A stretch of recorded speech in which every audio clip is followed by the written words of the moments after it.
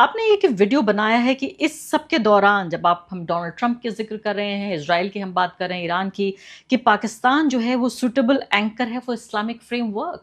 तो क्या Islamic Nations की आप बात कर रहे हैं? और पाकिस्तान के बारे में तो पिछले दिनों खबरें ये छप रही थी कि वो इतने क्राइसिस में है कि बैलेंस नहीं कर पा रहा है। इधर जब हुतीज़ ने हमला किया सऊदी अरब के ऊपर, और अगर सऊदी अरब वापस हमला करता है ईरान के ऊपर, और ईरान यानी हुतीज़ का हमला माना जाएगा कि ईरान का हमला हो रहा है सऊदी अरब के ऊपर।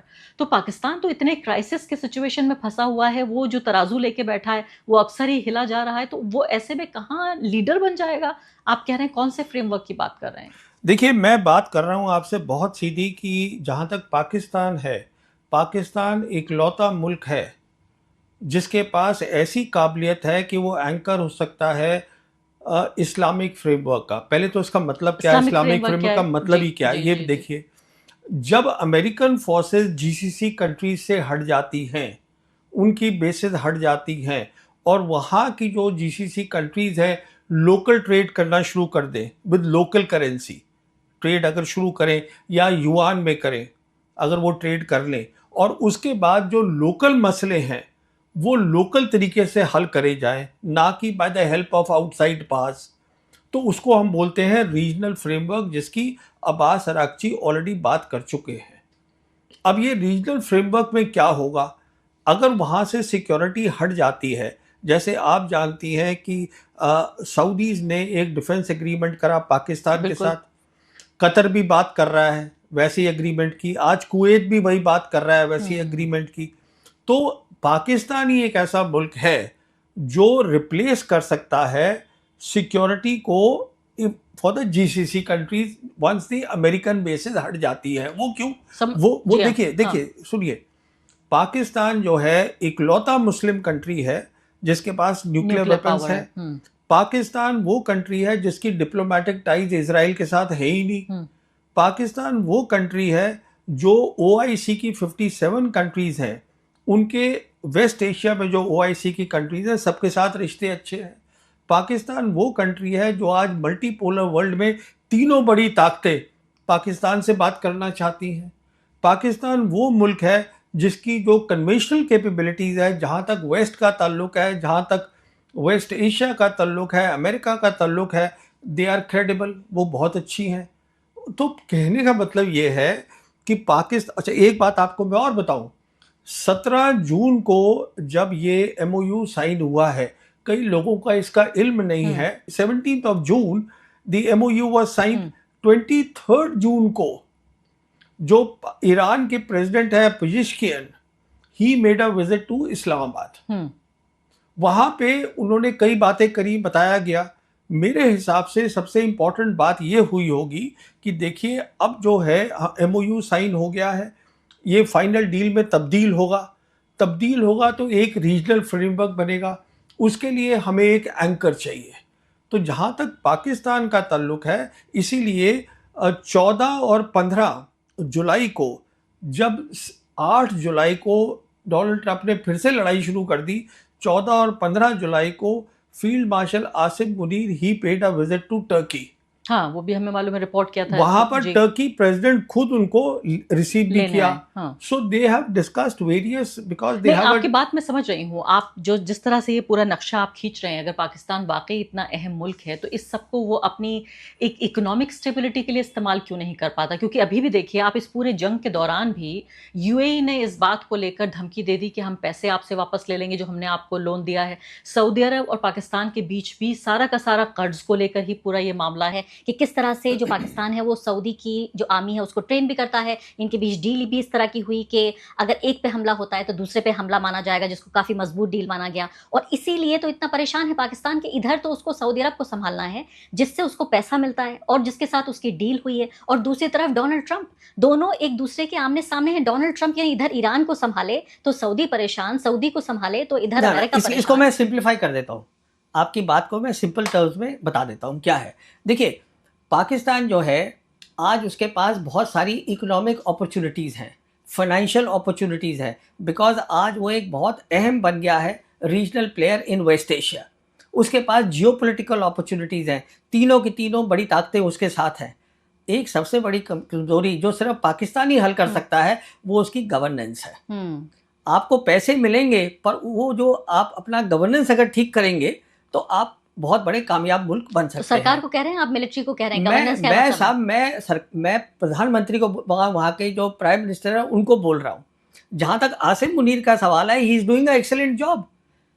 You see, the foreign policy, security policy, geopolitics of Pakistan is run by the Pakistan Army Chief. बिल्कुल, मैं वही तो कह रही And हूँ। but governance should be the responsibility of the लेकिन वहां तो Pakistan. पत्ता नहीं हिलता, वहां मिलिट्री के कहे बगैर, आईएसआई के ना बगैर ना तो तो पत्ता फिर नहीं हिलता वहां। ये तो उनका मसला है ना, वो उनको ठीक करने दीजिए आप। अगर वो नहीं कर आप ये पाएंगे, कह रहे हैं कि उसके पास बड़ी ही सोने की मुर्गी है वो, हाँ, कि उसके पास सारी अपॉर्चुनिटीज हैं, लेकिन हाँ, उसको कैश नहीं करा पा रहा है।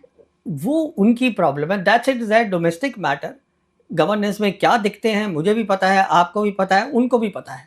पर इसलिए हल वहां तो इतनी हल गरीबी है कि हर चीज के लिए वहां राइट हो जाते हैं, आटे को तो लेकर, अंडे को देखिए, लेकर। वो उनकी गवर्नेंस का इशू है। They have to resolve. अगर वो कर लेंगे तो वो एक काफी अच्छी, देखिए आज उनकी क्योंकि जो, मैं आपको कंपेयर करके बताती हूँ, देखिए हाँ, अभी भी ताज़ा ताज़ा ईरान से लौटी हूँ, और ईरान ने जो प्रोग्रेस की है, मतलब जिससे मैं कहती हूँ कि अगर आप बुराई भी करना चाहें उस देश की तो नहीं कर पाएंगे। उनका आप ये देखिए कि पूरा ट्रेन नेटवर्क उन्होंने जो तैयार किया है, साइंटिस्टों की फौज खड़ी कर दी है, इंफ्रास्ट्रक्चर इस तरह का, ऐसे ऐसे पुल बना रहे हैं, वहाँ की औरतें बना रही हैं पुल। लेकिन यही अगर आप पाकिस्तान में देखें तो जो हमारे पास रेलवे है वो उनके पास भी थी, उन्होंने तो खत्म ही कर दिया। अंग्रेजों ने जो देखिए, रेल बनाई उसको भी तबाह कर दिया मैं उन्होंने। वही आपसे कह रहा हूँ। अभी जैसे सी पैक उनके पास आया था, आज वो बात कर रहे हैं, सी पैक 2 की बात हो रही है। तो अभी बहुत सारी रिपोर्ट्स आई हैं कि वो सी पैक 1 था जिसमें इंफ्रास्ट्रक्चर बनना था, फॉर वेरियस रीजन वो कहीं पे कमी पेशी रह गई। ये सब गवर्नेंस की बातें तो हैं। होगा डेवलपमेंट हाँ, वहाँ पे। जहाँ तक ईरान का ताल्लुक है, आप देखिए ईरान से तो कंपेयर ना ही करें तो बेहतर है, क्योंकि ईरान एक अलग टाइप का मुल्क है जिसकी आपको शायद आपके दर्शकों को मालूम नहीं होगा। उनकी जीडीपी सिर्फ 300 बिलियन है। वो लड़ाई कर रहे हैं एक ऐसे मुल्क के साथ जिसकी 32 ट्रिलियन है। वाह, ये आप समझने की कोशिश करिए। वाह। वहाँ पर सब पढ़े लिखे लोग हैं ईरान में। ईरान से मैं कंपेयर नहीं कर रहा हूँ, मैं सिर्फ आपसे ये अर्ज कर रहा हूँ, पाकिस्तान के पास आज जो अपॉर्चुनिटीज हैं, और वो कम नहीं हुई हैं, वो बड़ी हैं। इस जंग में और बढ़ी हैं उसके जी पास। हाँ, पहले फैसिलिटेटर था, उससे मीडिएटर बना, उसके बाद रीजनल पावर बना, आज वो एंकर है इस्लामिक फ्रेमवर्क का। इतनी तरक्की कर गया है पाकिस्तान, जियोपॉलिटिक्स में, फॉरेन पॉलिसी में, सिक्योरिटी पॉलिसी में, all because of the GHQ. लेकिन उनके सिटीजन्स को कुछ नहीं मिल पा रहा है, तो दैट इज द गवर्नेंस की प्रॉब्लम है। हाँ, तो उसके ऊपर जीएचक्यू जीएचक्यू का देखिए, जीएचक्यू का क्या रोल है गवर्नेंस में, I don't want to go into that. GHQ का मैं एक आपको बता दूं, फॉरेन पॉलिसी, सिक्योरिटी पॉलिसी में they have done a excellent job and they have a very good understanding of how the world is changing. अभी एक और खबर छपी है एएनआई में, इससे पहले कि मैं आगे बढ़ूं और इंडस वाटर ट्रीटी पे मैं बातचीत करूं, एएनआई ने खबर छापी है और अहम खबर है ये, क्योंकि पाकिस्तान को यही माना जा रहा है कि हर जगह तराजू बन के घूम रहा है कि इधर भी इसको संभालना है, उधर भी उसको संभालना है, कि सऊदी अरब ईरान के बीच इन्होंने एक डील कराई, और ये बताया जा रहा है कई महीने पुरानी बात है ये। अभी इसको ये लीक हुई है खबर, जिसमें बाकायदा वहां के दोनों देशों के डिप्लोमेट्स ने इस बात को कंफर्म किया है कि पाकिस्तान के आर्मी चीफ आसिम मुनीर ने एक प्राइवेट ऑयल डील को ईरान में, जो डिप्लोमेट्स के बीच डील थी, उसको इस्तेमाल किया सऊदी अरब को बचाने के लिए ईरान के अटैक से। एएनआई ने अभी ये खबर छापी है, इसके बारे में आपका क्या कहना है? देखिए, ये जो खबरें छपती हैं, मैं अपनी एनालिसिस करता हूँ फैक्ट्स पर। I don't go bye there reports.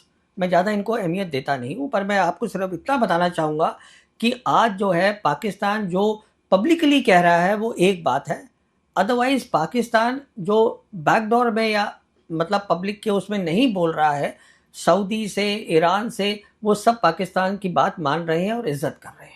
मैं ये आपसे कहने की कोशिश कर रहा हूँ, क्योंकि ईरान को भी देखिए, एमओयू जो है, एमओयू को उन्होंने नाम ही दिया है इस्लामाबाद एमओयू।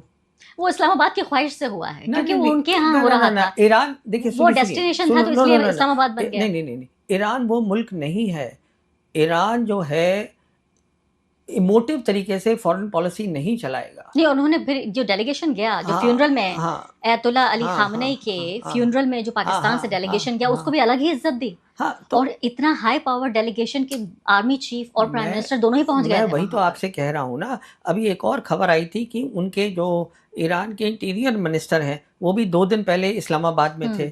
तो ठीक है, इंटीरियर मिनिस्टर हैं तो वो बॉर्डर की भी बात हुई लेकिन इस होगी। सब के अलावा इन्हें जरूरत भी है, जैसे ईरान जो है बिजली भेजता है पाकिस्तान को, हाँ, ये उनकी बराबर डील है, क्योंकि तो देखिए पाकिस्तान, आप जो बातें कह रहे हैं सही हो सकती हैं और सही हाँ, होंगी जब आप कह रहे हैं, लेकिन इसके साथ साथ अगर उनका इकोनॉमिक ढांचा देखें आप, तो वाकई पाकिस्तानी अवाम के साथ भी कितना बड़ा जुल्म है ये कि उनकी हुकूमत इकोनॉमिकली पूरे तरीके से ढांचा चरमरा रहा है, लोगों के पास रोजगार नहीं है।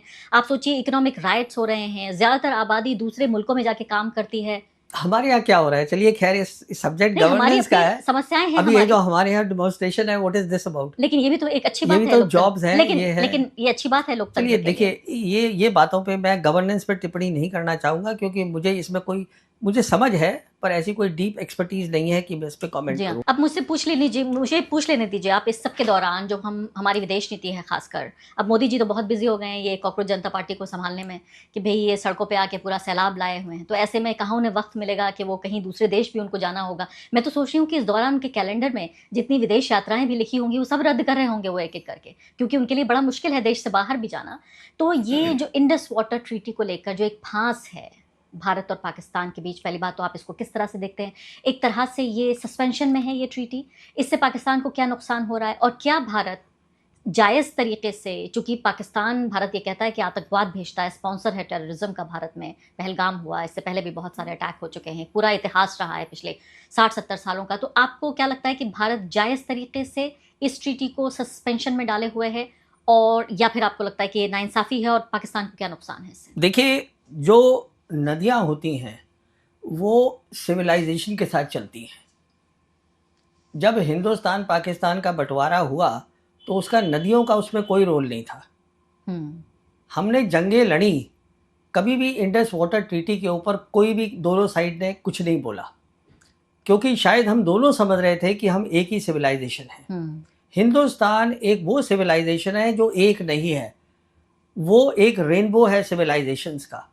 यहाँ पर वैदिक पीरियड है, हिंदू किंगडम्स रही हैं, मुगल एम्पायर रहा है, ब्रिटिश एम्पायर रहा है, सब रहे हैं यहाँ पर, and that is what India is.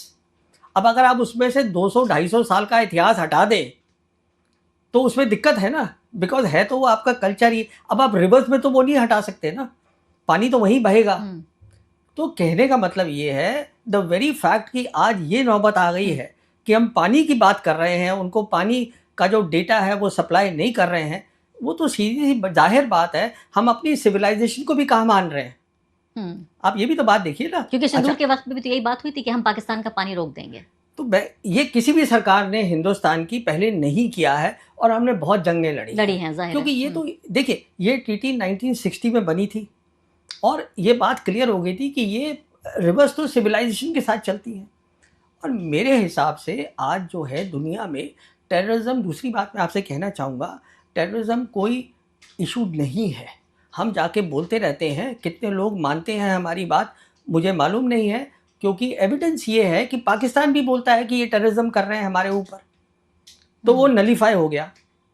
अगर सुनिए, पूरी बात सुन लीजिए। तो कहने का मतलब ये है कि टेररिज्म से जो बड़ा इशू आज बन गया है वो पानी का है। पानी का इसलिए है कि एक तो क्लाइमेट चेंज हो रहा है, नदियों के अंदर जो है मौसम बदल रहे हैं, कई चीज़ें हो रही हैं। इस टाइम पर डेटा शेयर करना, इस टाइम पे बताना कि हम जो अपनी नदी है उसके ऊपर हम नए हाइड्रो इलेक्ट्रिक प्रोजेक्ट्स बना रहे हैं, वो क्या होगा, ये सब शेयर करना हमारे लिए ज़रूरी है पाकिस्तान के साथ, क्योंकि हम एक ही सिविलाइजेशन के हैं। आपकी बात दुरुस्त है बिल्कुल, लेकिन नहीं, मेरी बात ही खत्म नहीं हुई। जी। आपने ये बहुत अहम बात शुरू करी है जिसको पूरा ख़त्म करना बहुत ज़रूरी है। तो कहने का मतलब ये है कि जहाँ तक पानी का ताल्लुक है, वहाँ भी जैसे आप बोल रही हैं गुर्बत है, एग्रीकल्चर वहाँ बहुत है, उनको जो अगर उनको आप नहीं देंगी टाइम के ऊपर तो उनके एग्रीकल्चर को प्रॉब्लम हो जाती है। अच्छा, अब इसमें चीन भी शामिल हो गया है, पर चीन जो है वो हमारी सिविलाइजेशन का नहीं है, ठीक है ना। उनकी भी एक नदी है जो उनका ब्रह्मपुत्र है, पर इंडस जो है आती सब वहीं से ही है, आती वहीं से है, पर ये तो हमारी सिविलाइजेशन की बात है। मेरा कहने का मतलब ये है कि जैसे दोनों मुल्क, हमने तय किया था 1988 में, एक अग्रीमेंट करा था हमने, हिंदुस्तान पाकिस्तान ने, प्राइम मिनिस्टर राजीव गांधी और प्राइम मिनिस्टर बेनज़ीर भुट्टो ने, कि हम जो है अपनी न्यूक्लियर फैसिलिटीज़ की लिस्ट को 1 जनवरी हर साल एक्सचेंज करेंगे, और वो हमने फिर उसको रेटिफाई किया। देखिए, वो रेटिफाई करने के बाद ये हुआ, और उसके बाद हर साल जो है हम उसको एक्सचेंज करते हैं। तो आप न्यूक्लियर की तरह इस बात को मानिएगा, क्योंकि जैसे न्यूक्लियर सिविलाइजेशन को तबाही दे सकता है ह्यूमैनिटी को, वैसे ही पानी ह्यूमैनिटी को अफेक्ट करता है। और अगर कल मानिए कि इसके ऊपर अगर जंग होती है तो उस जंग में चीन भी शामिल होगा डायरेक्टली।